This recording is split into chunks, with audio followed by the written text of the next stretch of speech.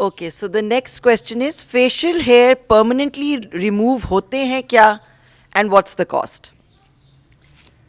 जी देखिए, facial hair जो होते हैं उसके लिए लेज़र्स आपको पता है मार्केट में दो तरह के, जनरली तीन चार तरह के लेज़र्स हैं, बट कंज्यूमर के पॉइंट ऑफ व्यू से दो तरह के लेज़र्स हैं। एक वो लेज़र होते हैं जो आपका बाल जब लेज़र होता है तो जला देते हैं, और जब आप लेज़र करा के निकलते हैं तो नीट होती है स्किन। और ये वो वाले लेज़र्स हैं जो हमारे पास हैं, जिसमें फोटोना है, जिसमें कैंडेला है, आपकी नीट लुक आ जाती है।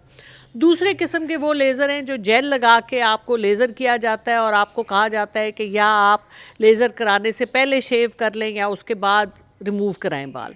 तो उसमें दो तीन टेक्नोलॉजीज़ हैं, मगर आपके लिए यही इम्पॉर्टेंट है। तो हमेशा प्रेफरेबल होता है कि ऐसा लेज़र कराएं जिससे बाल जब आप प्रोसीजर कराएं तो ख़त्म हो जाएं, जल जाएं। उसके बाद ये है कि आपके फेशियल हेयर पे डिपेंड करता है कितने आपके दाढ़ी निकली हुई है मर्दाना तरीके से, या कि आपके लड़कियों की तरह बाल हैं, बारीक हैं, मोटे हैं, कहाँ कहाँ हैं। तो ये सारी चीज़ें जब तक आपसे मुलाकात नहीं होती पता नहीं चलता। बट अगर आपने ये देखना है कि और परमानेंट हेयर रिमूवल नहीं होता, वी से कि 65% बाल आपके ख़त्म हो जाते हैं, क्योंकि बालों की क्वालिटी चेंज हो जाती है। जब लेज़र होता है तो जो जड़ होती है उसको लेज़र कमज़ोर करता है, और बाल मोटे से फिर बारीक हो जाता है, और फिर ऐसा हो जाता है कि नज़र ही नहीं आता। तो अमूमन अगर आपके नॉर्मल बाल हैं तो 6 सेशंस में बहुत अच्छे रिज़ल्ट आ जाते हैं, कुछ लोगों को तो 4 में भी बहुत अच्छे आते हैं। लेकिन अगर आपके मोटे बाल हैं, मर्दाना टाइप दाढ़ी है, अगर वज़न भी ज़्यादा है, पीसीओज़ हैं साथ, तो उसमें कई दफ़ा लोग, और जो लोग अपनी डाइट को इम्प्रूव नहीं करते और थोड़ा हेल्थ की तरफ फोकस नहीं करते, मुर्गी कंटिन्यू रखते हैं खानी और बाकी ये बाज़ार के खाने, तो फिर उनको 10 से 20 सेशन भी लग सकते हैं। तो ये सारी चीज़ें जब आप कंसल्टेशन के लिए आते हैं तो आपको हम एक्सप्लेन करते हैं, और and we get fantastic results. लोग इतनी दूर दूर से हमारे पास आते हैं। Thank you ji, the next question is how to cure and treat male pattern baldness in female that is caused by PCOS and PCOD. जी, बहुत शुक्रिया। PCOs are polycystic ovarian disease और पॉलीसिस्टिक ओवेरियन, तो ये पॉलीसिस्टिक ओवरीज़ होती क्या है? Polycystic ovaries वो कंडीशन होती है जिसमें एक किसी लड़की की ओवरीज़ में जो वो उनमें जो एग्स बनने होते हैं वो बहुत थिक हो जाते हैं। बहरहाल इसकी वजह से उनके पीरियड्स भी डिस्टर्ब हो जाते हैं, वज़न भी बढ़ सकता है, और चेहरे पे बाल भी आ जाते हैं मर्दाना तरह से, और सर के बाल भी गिरने शुरू हो जाते हैं, पतले हो जाते हैं, और चेहरे पे एक्नी भी हो जाती है। तो ये सारी कॉम्बिनेशन होता है चीज़ों का, और इसके साथ डिप्रेशन भी हो जाता है। तो अगर तो आपको पीसीओएस किसी को है तो उसका प्लीज़ इलाज करवाइए। इलाज में दवाइयों से बेहतर जो इलाज है वो है वज़न कम करना, मुर्गी छोड़ना, पानी पीना, सब्जियां खाना और एक्सरसाइज करना। तो ये सब अगर आप ये चीज़ें कर लेते हैं तो पीसीओज़ आपके खुद ही ख़त्म हो जाते हैं। लेकिन ऑफ कोर्स आप गायनोकोलॉजिस्ट को दिखाएं और वो आपको एडवाइस करेंगे क्या करना है।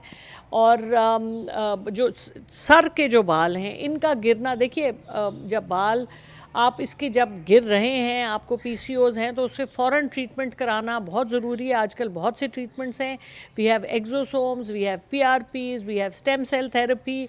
ये सारी चीज़ें जल्दी करानी चाहिए, क्योंकि एक दफ़ा बाल आपके ख़त्म हो जाएं अगर, तो फिर दोबारा बाल नहीं आते, और वो फिर आपको हेयर ट्रांसप्लांट ही कराना पड़ता है।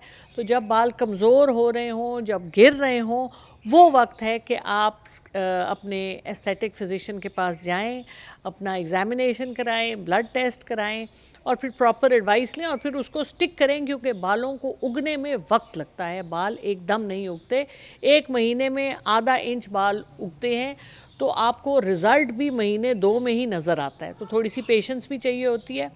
तो बट अगर आप पेशेंस और प्रॉपर आप डॉक्टर के साथ रजू करेंगे तो इंशाल्लाह अच्छे रिजल्ट्स आएंगे। Thank you.